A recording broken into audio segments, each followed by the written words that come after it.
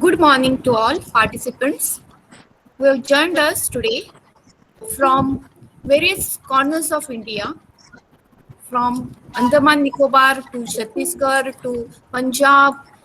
We have participants from 20 states and 2 union territories. I welcome you to the national level webinar on building an innovative startup. And today we have with us invited guest Mr. Tejas Sitnal, who is architect and also researcher. We also have with us principal of DCT's Tempe College of Arts and Science, Miramar Goa, and president of Institutions Innovation Council, Mrs. Deepa Avdi. Before we begin, I request Deepa to talk about Institutions Innovation Council. Thanks, Dr. Mishkil. Respected speaker, Mr. Tejas Sidnal, Principal of Dempe College of Arts and Science, Professor Vrinda Borkar, the Organizing Secretary for the webinar, Dr. Mishkil Naik and Dr. Manjunath Nayak, and my dear participants. A very good morning to you all. The Institutions Innovation Council of the college, under the leadership of Principal Madam, has been organizing various sessions relating to prototype validation, startups, ecosystem enablers, and entrepreneurship. Dr. Mishkil Naik and Dr. Manjunath Nayak have taken the initiative of organizing today's webinar on upcycling carbon based on the theme Building an Innovation Product Fit for the Market. I thank Mr. Tejas Sidnal, founder of Carbon Craft, for having accepted our invitation to be the guest speaker of the webinar. Mr. Sidnal has expertise knowledge on the innovative ways of recycling carbon and their benefits. Going to motivate the participants to develop innovative ways for building a prototype product of economic significance. Thank you. Thank you, Deepa. I now request Principal Professor Vrinda Borkar to introduce the guest speaker. Good morning all, and welcome for this session webinar related with the startups. And it is our proud privilege to have with us Tejas Sidnal, who is architect. His educational qualification is an architect, biomimetic designer, and a researcher from Mumbai.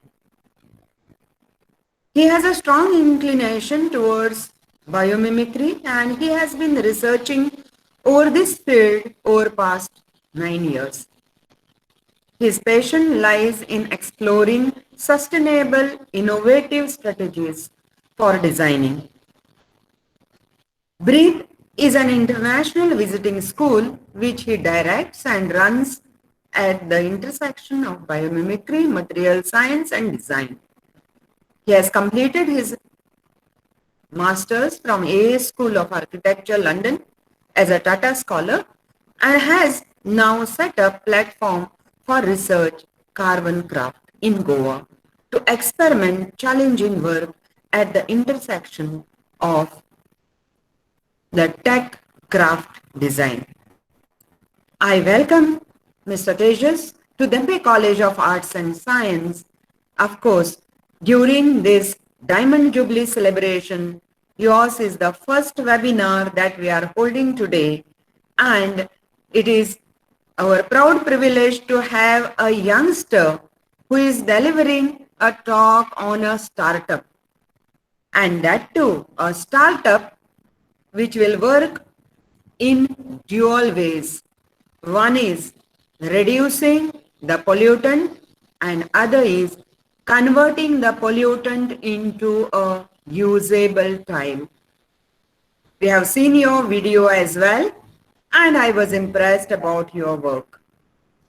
As a chemistry person, I know that carbon creates problems pollutant. It is a very bad pollutant and very harmful also.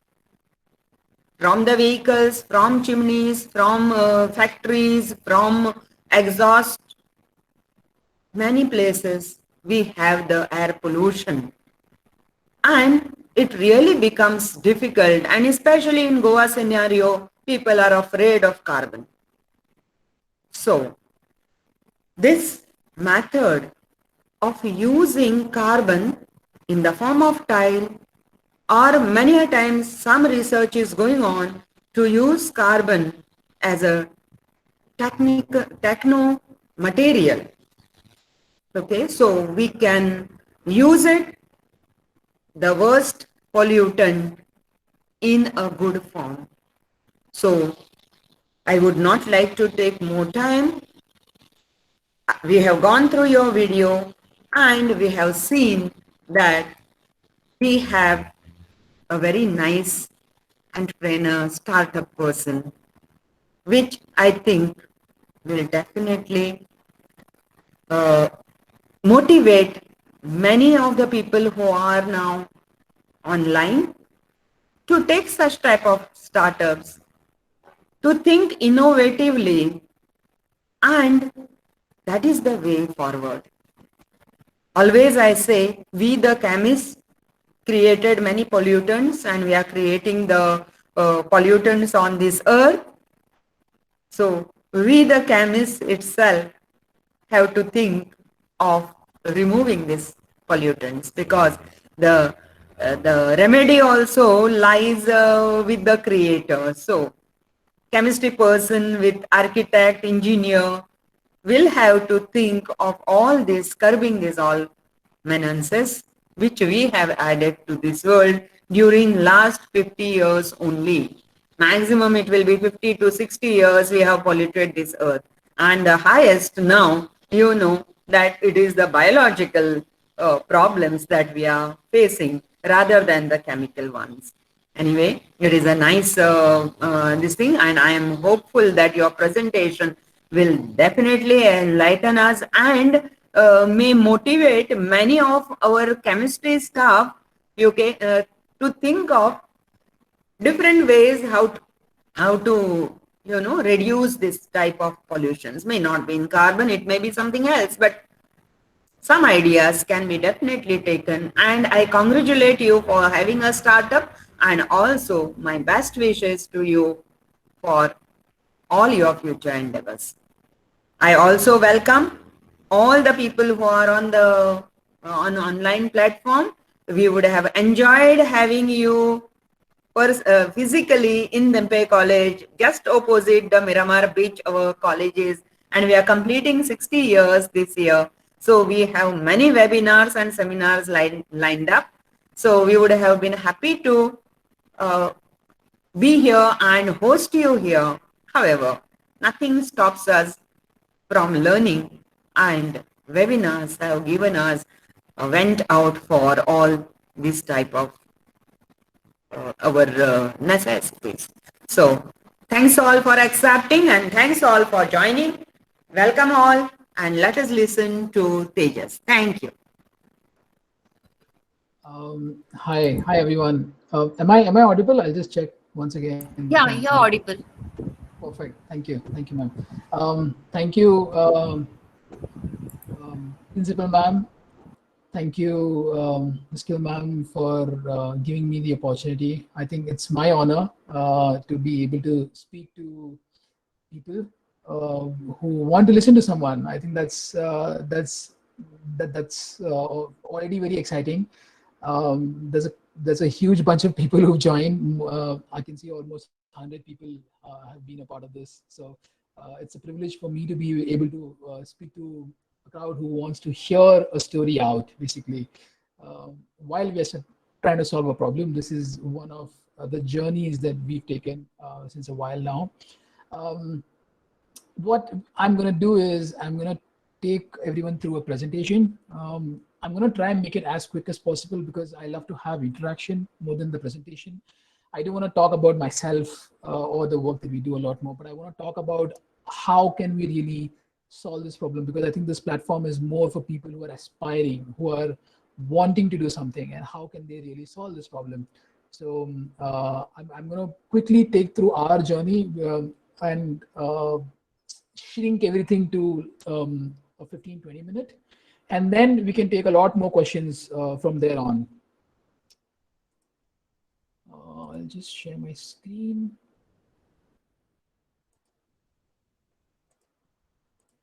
Is my screen visible? Because I can't see any one of you after I share the screen. No, sir, it's not visible. Yeah, it's visible. Okay, perfect.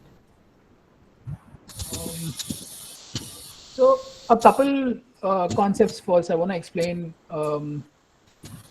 earlier as we move ahead. So what we do at Carbon Craft is we build products by upcycling carbon. We've been in this journey since 2016 now. 2016 is when we started exploring.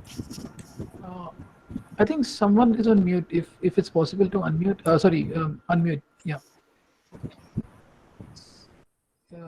So we've been on this journey since 2016.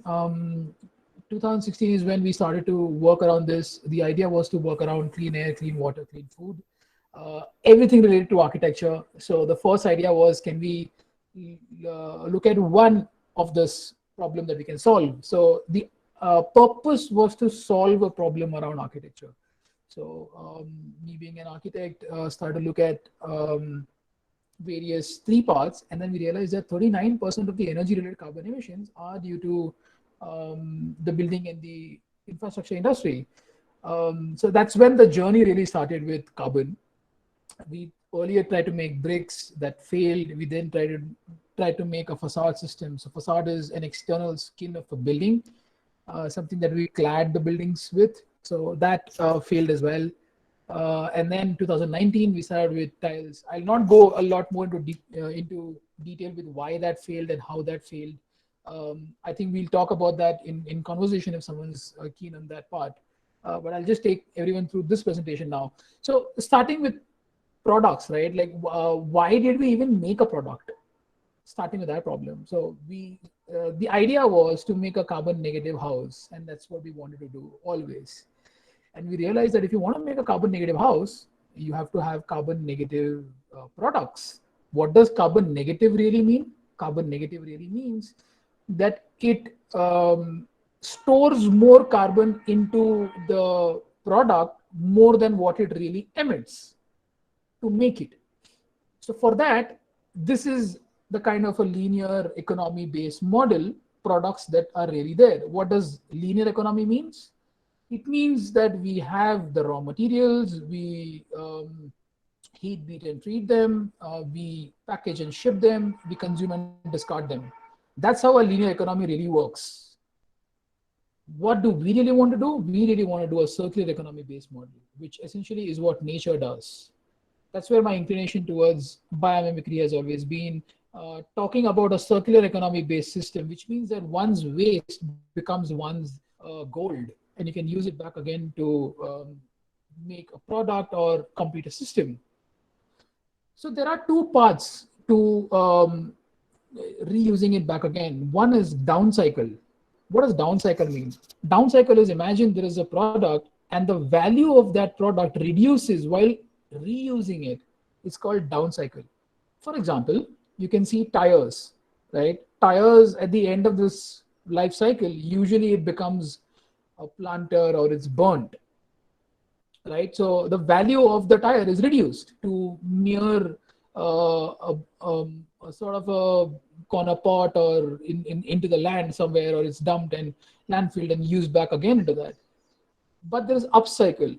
Upcycle means the same value of that waste is increased.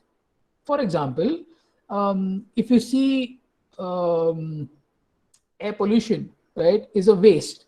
It's harming the environment. But if you can make a product which is more valuable than the waste as it is at the position, so that's upcycling. But what we want to do is we want to sort of work on an ideal model, which means that it goes up, but then it also completes back into a system. This is very difficult to do because it has various other loops inside it as well. For example, water that is used, how is that going to be recycled? what the waste that is also generated, how is that reused back again? What is the end of life cycle of a tile? Can that be reused back again into the system? So this is an extremely difficult loop to complete, but we are trying in getting there, I'd say. At the moment, our model is upcycling, and we're trying to see how we can close every loop that we get within that. So the argument, what is really air pollution? Is it acceptance or is it ignorance? Which means that have we accepted that it's going to be around us and we're going to live with it? Or we're ignorant about it. It's not there. It just doesn't matter. Just like how Trump says, even right now, that okay, climate change is not there. Is it hot? I don't see. I don't see it's hot. So that's like the most lame thing to be able to speak, basically. So the argument is, have we accepted this around us, or are we ignoring this? Or are we ignorant about this? So I'll just take you through a map, basically.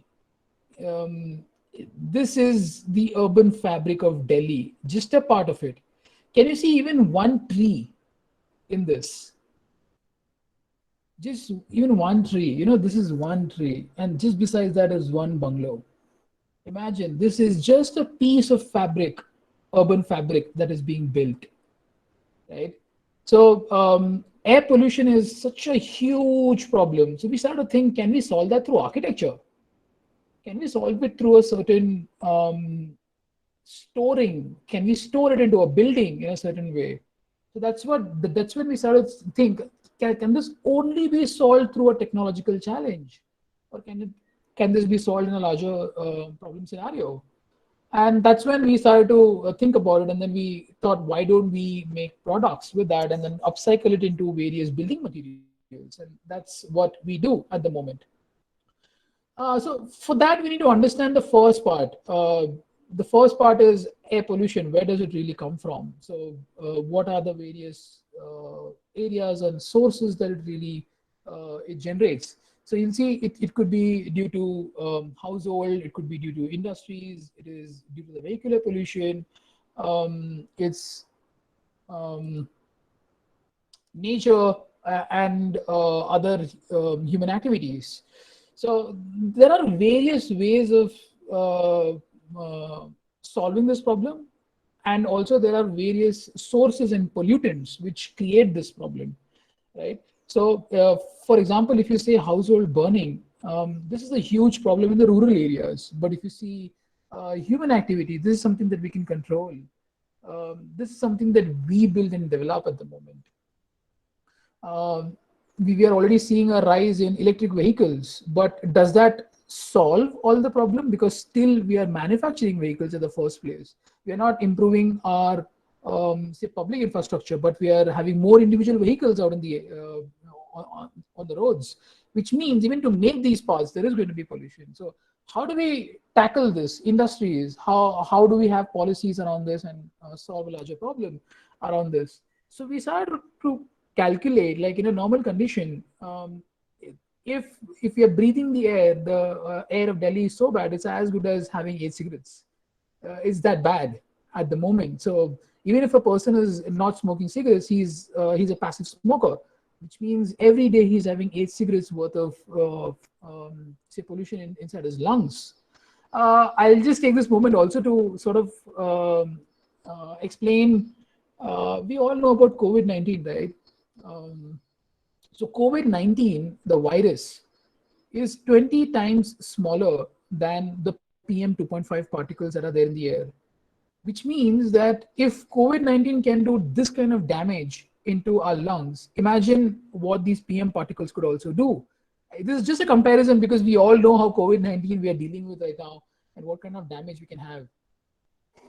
So what are the kind of air pollutants that are there? We need to understand that there is particulate matter, which is what we've been speaking about, PM 2.5. Essentially, PM means particulate matter. 2.5 is a micron size, which is 2.5 microns. The hair, for example, one strand of hair, one little strand of hair is somewhere about 50 microns, right?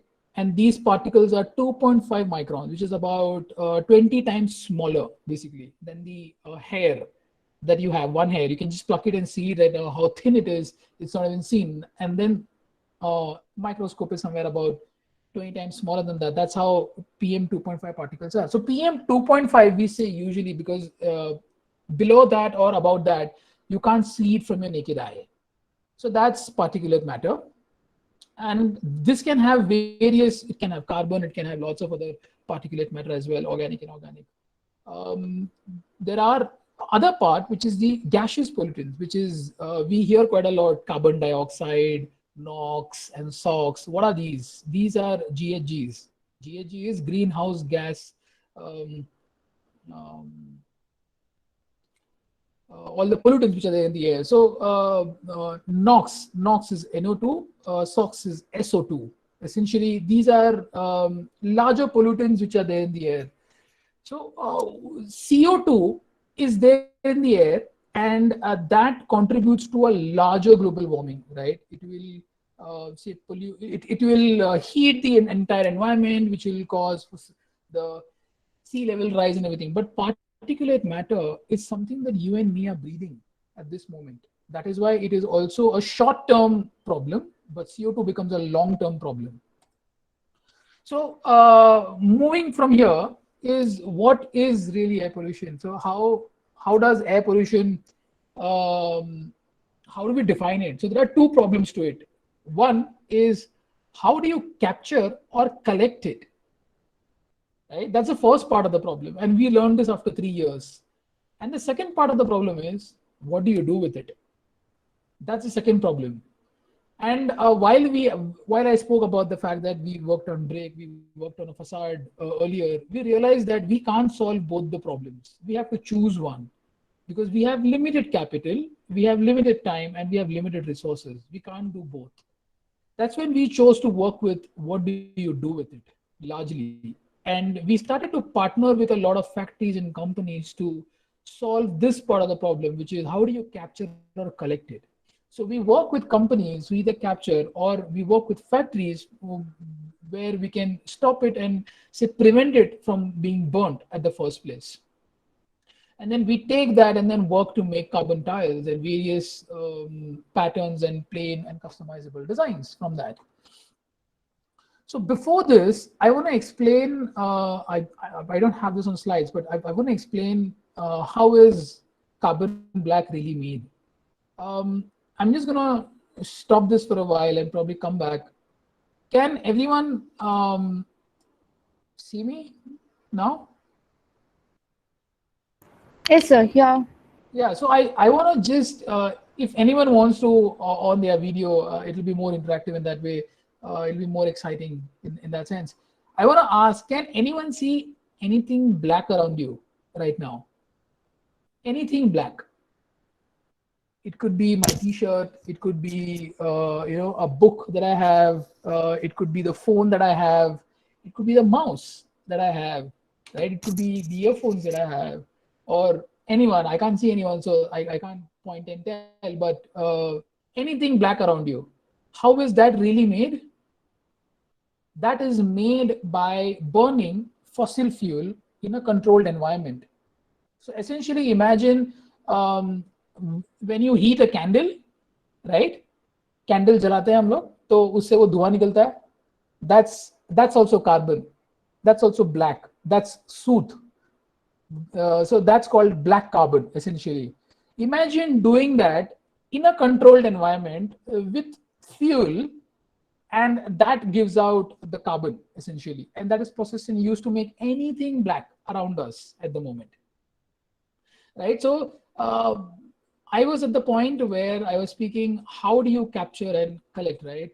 So one of those black carbon essentially goes in tires. For example, now we all have seen tires, we've seen, we own vehicles. This has black carbon, right? By 30% by weight of black carbon. What happens to this? This is then used and then scrapped. Every 4 years, an entire set of the vehicle is scrapped. India almost sort of recycles 100 million tires per year, basically. 100 million tires per year. And that what happens is it goes through a recycling process and it goes through a pyrolysis based process. And here, one of the waste that comes out is carbon. What do they do with this carbon? They also stack it over here, right? One factory gets somewhere about 10 tons of carbon every year. Oh, sorry, every day. So that's somewhere about 1,500 tons per factory per year, roughly, to an extent. So 10 tons is 10,000 kgs, and all of that is in the form of powder, basically. So that's called recovered carbon black. Essentially, that is carbon black, which is recovered black again. So what happens to this? It comes in this humongous volume. What happens to this? This recovered carbon black is essentially burned, and then that's what also creates air pollution. So this is one of the ways of how we at the moment work with factory carbon as well. This comes out from various factories. It comes out from industries, lots of other places as well. What we are trying to do is we work with factories who either collect, which means that we work with like companies who have a direct air capture technique. They capture it, they collect it, they give it to us, we process it, and then we build tiles with that. And that's the way we work on a collaborative based model. So we are focusing on what do you do with this as a larger problem, essentially. And then we make carbon tiles with that, which essentially could be made into any pattern and any design that we really like. I'll explain how do we really make that now. So essentially there are 4 factors to this. One is we're trying to solve this larger problem of air pollution. So air pollution, as we saw, there are 2 problems, right? How do we capture and how do we collect? In how do we capture, we work with companies who are directly capturing it from the air, who have placed it onto the streets, and then they collect it and then they give it to us. Or we are working with factories where we can put scrubbers, we can stop it from going into the air, and then take the carbon which would have otherwise been burnt in a cement factory. So we are solving it from both ends, essentially not only which is there in the air, but also trying to prevent from it being burnt at the first place. So for example, there is a company which is trying to work with agricultural waste, right? The farmers burn the entire crops. So they say that you don't burn your crops, you put it in our machine, and they work with farmer groups. And then we take that carbon back again because they don't know what to do with it. If they put it in the machine, there is a carbon rich byproduct that comes out, but they don't know what to do with it. That's where we come in and we say that, hey, look, we'll solve the other part of the problem. You give it to us, we'll make products out of this. So we can both together and collectively solve this problem of air pollution. Impact. So the impact is divided in 2 parts. I think we'll speak about that ahead, which is environmental and social. We're using a 200-year-old craft. So while we were making the tiles, we wanted to sort of understand how can we make these tiles in the most low carbon intensive way, which uses the least amount of energy. And we were then looking at a certain craft which could be used using a hydraulic press. Local empowerment is trying to build an entire community around the craftsmen and trying to empower this various people to be able to build with that. So why did we choose a craft? We were sure about the idea that if you see a normal tile traditional way of making, a conventional way of making, they heat the tile until it becomes really brittle. But we didn't want to use enough energy to be able to make that. That's why we looked at a traditional craft which uses a handcrafting technique, which also is there in the video. They press it and then they remove it out and then they keep it for curing. So this was a 200-year-old craft which uses only 1/5 of the energy used for a mass-produced vitrified tile. This was an interesting challenge while we had to speak about how do we really communicate about impact. What is the impact that we've really had? And we didn't want to say that, okay, we've been able to, the tile is made with so much amount of percentage of carbon, so much amount of this, because that doesn't help. People will not understand that. It's like we saying this now, where one tile is equivalent to preventing 30,000 liters of air. Can anyone imagine 30,000 liters of air? That's when we also came up with the fact that this is how much air we breathe in a day. So that's one person's amount of air that a person breathes, inhales and exhales every day. So we had to be able to say communicate how much tiles is contributing with a with a sort of an annotation that people will understand and be able to relate to. We also have a social impact associated to that. So we have around 5 artisans at the moment, and we are hoping to scale to 100 artisans by the end of next year. So there are three areas. One is the craft, design, and tech. We're using a certain amount of tech to process it. I think we'll explain that here, where we say that it's a three-stage process. We collect, we process, and then we build.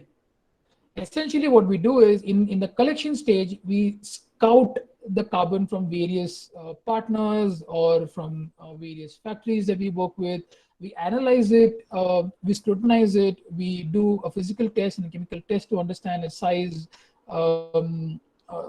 surface area, the chemical properties, the physical properties, volume ratio, and then source it. Then after that, after doing a pilot testing with that, and then ship it. And then that after collecting, that comes to Karnataka, which is where our processing unit is at the moment, where we do physical and chemical analysis on that.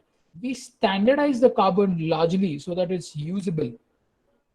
And then we package it and then we send this to Morbi, which is in Gujarat. So that's the third stage. This is where we have our own proprietary mix and materials. We work with the artisans. These are 4th generation artisans who know this technique to be able to make this tile. We cure it, we do quality check, and then we package and then we ship it to our customers. At the moment, we've been fortunate enough to work with some architects, interior designers, and big retail brands like Adidas, and we are doing stores for them at the moment. So it's a three-stage process. We collect, process, and then we build at the moment. For collecting, we have various partners, various factories. For processing, we standardize the carbon, and then for build, we work with our craftsmen who are based in Morbi, which is also the second largest tile manufacturing hub in the world. And then we make our tiles and ship it pan-India at the moment. So let's talk a little bit about the design series. So there are two types of design series that we came up with. One is the Identile series and the other one is an Industyle series. So Identile essentially is the identities of the cities which define the certain location. For example, if you go to Delhi, there are certain patterns, right? What comes to your mind if you look at Delhi? It's historic, it's these old architecture, Mughal architecture and various architecture that you really see. And that's what comes to your mind, right? Those kind of patterns. So we took inspiration from that and then started to design industries. So this was an ode to sort of various heavy polluting industries and then how they can become an inspiration to start from that. So for example, New York, so the Chrysler building also has these kind of flowery patterns around it. And that's what really defined the entire journey of making a tile. And then we had to have certain supporting tiles around it so that it creates a certain pattern and a collection to be able to deploy it onto a space. That's how it looks if it's being displayed onto a space. Our tiles are completely black and white. We don't use any color. That's all the color really comes from the standardizing of the carbon that we really do. That's how it'll look if it is a colored space with the black and white tiles. Industyle, so taking inspiration from the paper industry because it's also one of the major, polluting industries. We took the inspiration from a leaf because that's how papers are really made from trees, and trying to develop patterns around that. And all the cuts are really defined by that. how that looks if it's been put into a space. Again, this is black and white and a supporting tiles at the pattern in the back. I want to end this and take it to more questions with what Minister Fuller says. Um, so pollution is nothing but a resource we're not harvesting. It essentially means that every waste, if we see a value in that, we would be able to do a lot more justice to the way we use, consume, and build things around us as consumer-based products. We could also solve problem while we can run a business around it as well and earn and become millionaires, I'd say. Thank you. I'm happy to take some questions if there are any. Participants, please you can put your questions in the chat box, or you can unmute and you can ask. That's how a tile looks, by the way. I mean,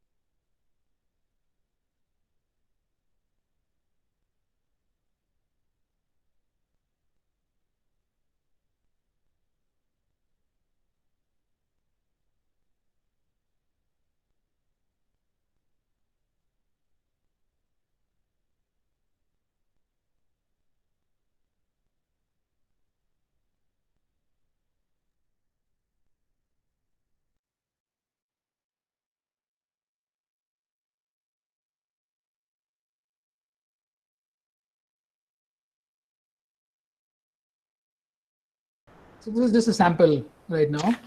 We usually have any sizes.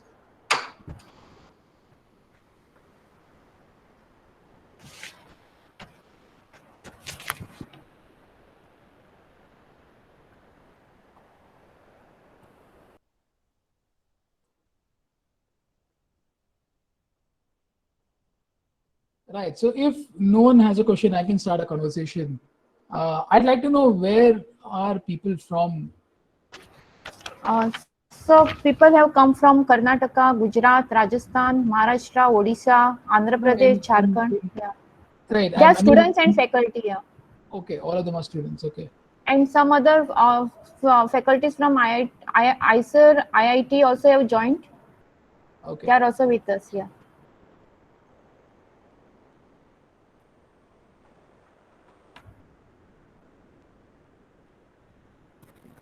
There is a question in the chat box. You can read. Can it become a small industry? Yeah, of course it can. I mean, tiling industry is already there. So I think it can already become an industry. But there's a problem between a supply and demand in a larger sense. We get so many calls for really putting a distribution line. Can we put the distribution line in our city, in our location? There's a lot of pollution here. Can you help us put an industry here? So these are questions which are very common for us. But we then say that, who is going to buy this? It's not so much about solving the problem just by reducing the air pollution, but we really need to be able to sell this. Only then that becomes an entire industry. Project में done. So there is another question from Jasjit Kaur Randhwa. How can we assist students to set up little factory? I'd say there are two ways of doing this. One would be to partner in with companies who are working in various aspects, because setting up a factory is a big thing. It's a big ask, actually, frankly, because we have not set up a factory even after 2016 when we started. 2019 we started with tiles. We haven't set up a factory yet, which means that we are working on a collaborative based model, because we want to run on a very uh, low shoestring budget. We don't know if this will work or no yet. It is just becoming a commercial product now, after 2-3 years of our work. So setting up a factory, I yet can't vouch for it, because we are still in the phase where we're trying to sell this to people and we need buying customers. So I'd suggest start with prototyping, set up base units for prototyping, and then look at partners who would want to do it, who could then set up a smaller factory, a smaller unit. That might help. So, for example, we started to work, we got an inquiry from Jindal and from the CSR division. And Jindal, the CSR head, he reached out to us and he was of the opinion that can we set up something for the people of Nasik? So it should be in a way where these villagers should be able to make it, and we could train them. We can give the initial capital for this, but they should be able to earn money out of that eventually.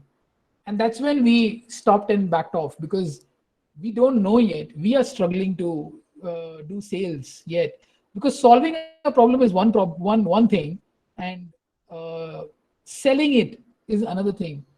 And we saw this with a lot of people, right? Like, for example, if you see ACs, you all have ACs at home, I'm assuming. Most of you might have. And what do we do when we have to service it? When we have to clean this? Has anyone thought about this?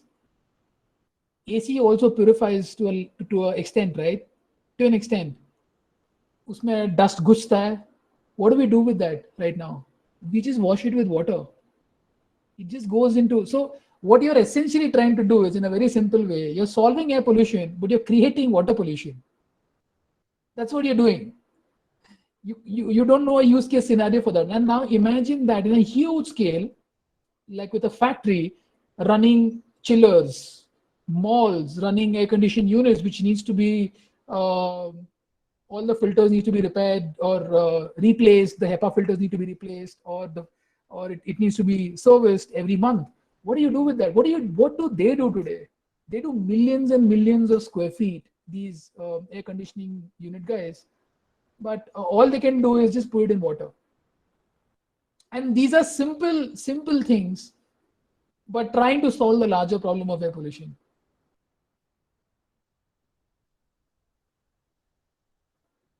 So there is another question. Right. Will the amount of energy spent in making tile is efficient way?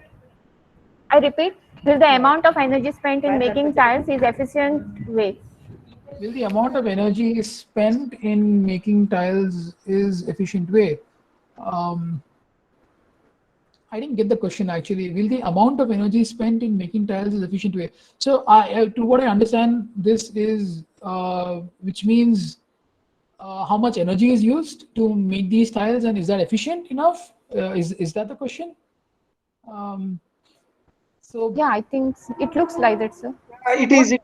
It is that way.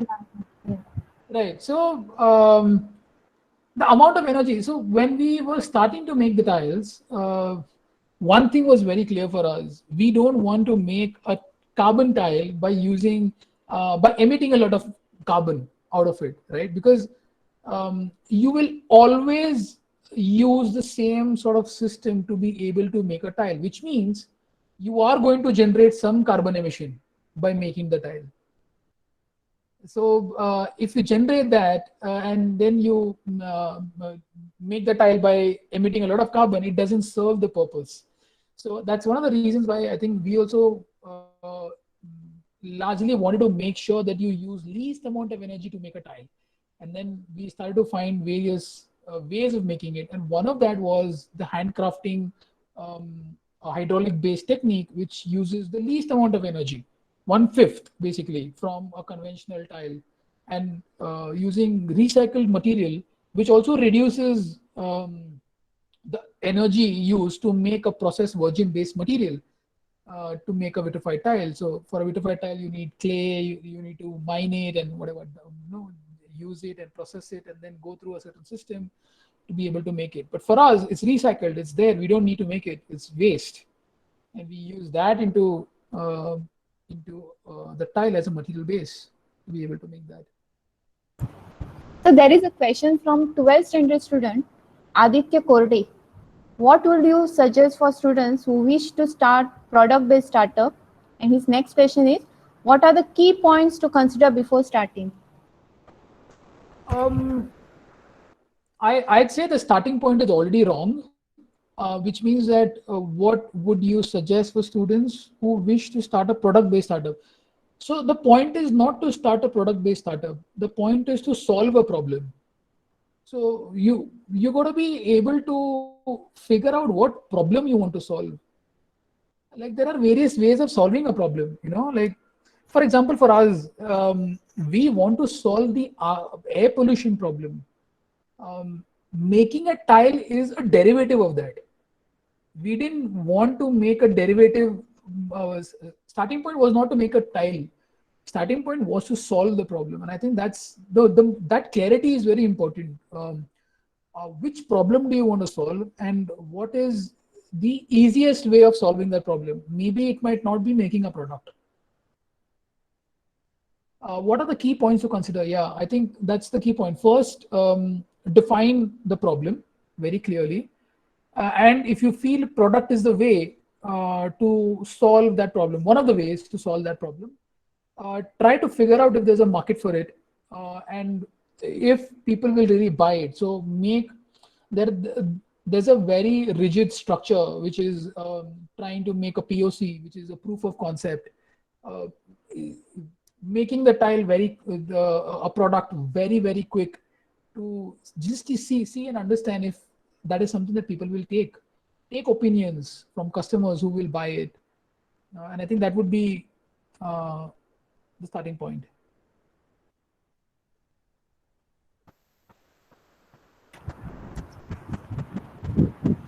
Right, I can see another. Okay.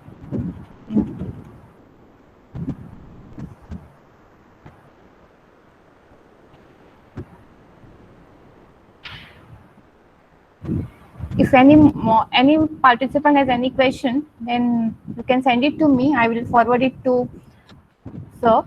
Sure. Yeah. So it is our great pleasure and privilege to have you here. In spite of your busy schedule, yeah, I know you have another meeting to attend now. Yes, yes. And really, sir, listening to your innovative startup story and to curtail this air pollution due to the industrial pollutants was very inspiring and engrossing. And I'm sure that your experience will be definitely triggered way of innovation amongst the participants. And we have the youngest participant over here. So, and in fact, you. I will share this with you. We are in the seminar room, and some of my faculty members came here, and they said where you are sitting, and we want to see the tiles which you have made. So I said he's in his own home, and that's how it is. So all are very much excited with your innovation, in spite of your busy schedule, and and listening to your innovative startup story to curtail this air pollution due to factory pollutants is very inspiring. And I'm sure that your experience will be definitely it will trigger wave among the innovative or innovations amongst the participants. Thank you. I think it's my pleasure to be able to be a part of this. I'd love to share a sample. Actually, if you can share your address. Yes, sir. Yeah, definitely. I could share across the sample, and then because that's how I started as well. When we started to work with the company, they shared the sample of the carbon as well with us, and that was really inspiring for me to see that we can really solve this problem. Because when you look at air pollution, it's so humongous. You already feel that no, this can't be solved by me, or this can't be solved by us as well. So it's seeing that was really helpful. So I'm happy to share. And the innovative thought of converting this carbon into tiles is really mind blowing. Like such innovative work which you are doing. Also, I would like to thank our management and principal of Dhempe College, also the president of ISC, for their valuable help and support. I also express my sincere gratitude to Dr. Manjunath Naik and Mr. Gaurang Bane for their technical support. I would like to thank all the participants who are with us today and who are enthusiastically participating in this webinar. Also, I'll be sharing the feedback link. You can share your views. So thank you all for making your time available to us, and such a big number you participated. I'm very much thankful to you all. Thank you everyone for joining. It's a pleasure.